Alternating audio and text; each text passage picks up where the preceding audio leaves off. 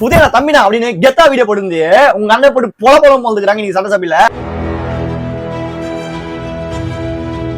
இன்னைக்கு இந்த பால் டாட்டா தான் ஓபன் பண்ணி போறோம். டிவிக்கு அப்டேட்லாம் வேணா பேஜ் ஒரு ஃபாலோ பண்ணிக்கீங்க. ஆனா ஆமாங்க, நம்ம ராஜ்மோகன் அண்ணன் சட்டசபையில உதயநாத அதாவது பால்டால வச்சு செஞ்சிருக்காப்ல. எனக்கு என்ன சந்தேகம்னா, இவர் போன வாட்டியும் கேள்விலாம் கேட்டு வெளிநாட்டுக்கு போயிட்டாரு. இந்த வாட்டியும் கேள்விலாம் கேட்டுருவாரா, பதில் சொல்றதுக்குலயோ அங்கிருந்து ஓடுவாரா. என்னையாகலாம் நாயோ பால்டாயில் ஒண்ணு கேள்வி கேட்காம இருக்கணும். அப்படி கேள்வி கேட்டா பதில் வரைக்கும் அங்கேயே உட்கார்ந்து இருக்கணும். ஆனா நீ கேட்கிற கேள்வியில தெரியுமா இருக்குது, அதாவது 75 வருஷமா அவங்க ஆட்சியில என்ன நடந்ததோ அதெல்லாம் உங்களை நீங்களே பார்த்து கேட்கிற மாதிரி தான் இருக்குது.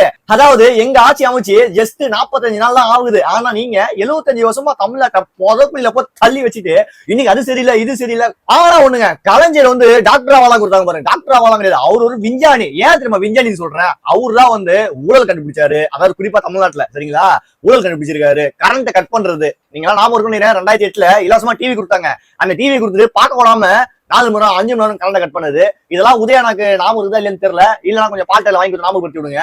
அப்புறம் வந்து திருட்டு ட்ரெயின் ஏறி வருது. சோ இந்த மாதிரிலாம் வந்து ஏகப்பட்ட கண்டுபிடிப்பா கண்டுபிடிச்சிருக்காரு நம்மளோட கலைஞர் ஐயா. இதெல்லாம் நம்மளோட பேரண்ட் தெரியல புழுகுது. மிஸ்டர் பால்டால் இன்னொரு வாட்டி கேள்வி கேட்டா மட்டும் போதாது, அதாவது எழுதி வச்சு வந்து கேட்டா மட்டும் போதாது, பதிலும் இல்ல அந்த கேள்வி கேட்கறதுக்கு நம்மளாம் தகுதியான ஆளா இருக்கிறோமா அப்படின்றத தெரிஞ்சுக்கணும். நீங்க சிந்து வயசு குழந்தைய உங்க ஆளுங்க எடுத்தப்பெல்லாம் உங்களுக்கு தெரியல, உங்க அப்பெல்லாம் கோவம் வரல. அப்படியே ஒரு ஆட்சி மாறி 1.5 மாசத்துல பொங்கி எழுதுறீங்க எல்லாரும்.